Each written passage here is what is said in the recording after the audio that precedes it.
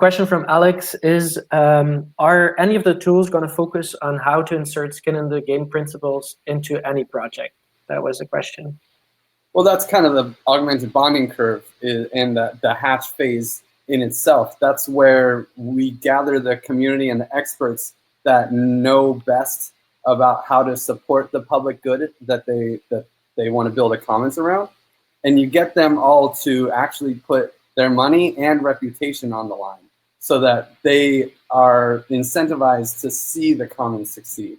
Mm-hmm. And not just that we have a system to value time commitments as well as financial commitments. So we value people's time and effort that they put into both the Commons Stack and the Commons that will be launched using Commons Stack infrastructure by allowing them to submit proposals to that community and earn the local token generated by that local augmented bonding curve Commons ecosystem, so that the more work you do in a system, the more say you have over the governance of that system. So it's not just financial skin in the game, it's also time contributed, which we think is really important. I wanted to add too that the term skin in the game has gotten really, really popular in the sort of very financialized subset of systems, and that we have to remember that that is actually an economic overlay on top of what is naturally a social sort of skin in the game, and that it is actually relatively borne out in the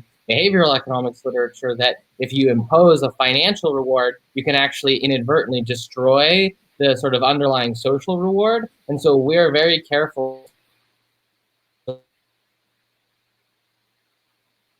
Oh, a bit of a connection issue for Zargham, I think. Or is it just me?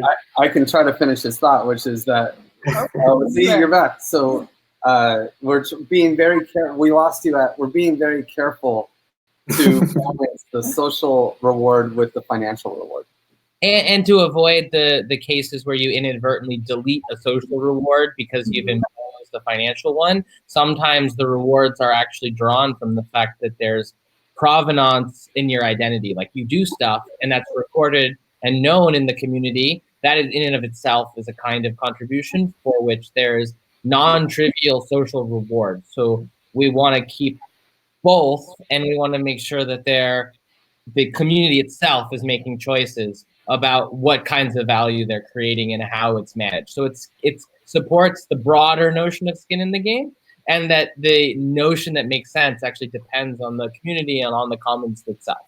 And that's why it's so important to have like multiple entry points and multiple types of entry points into any tool or community, is because like people, if you only get people entering through like donating money or whatever, it's going to be a very one-dimensional community. And I think it probably does, like, it does reflect good like first principles practices to understand that, like, yeah, I mean, if we look at at economies or whatever public goods that have been successfully managed in the past, maybe even before humans had money, there were these like social entry points and these social buy-ins and skin in the game that was like super successful for managing systems like this. But now we live in this world where people need to transact with money. So in order to be able to give people the tools to exist in the economies that we have today, so that they aren't totally isolated and just living in this like, losing and losing and losing resources, but to have both options, right? Both entry points and both ways of interacting with like maybe the wider global economy. Yeah, I think that's one of the biggest benefits of the Commons Stack approach. I mean, we are taking commons, which are normally just social organizations, and injecting a economic component to align incentives on the economic plane.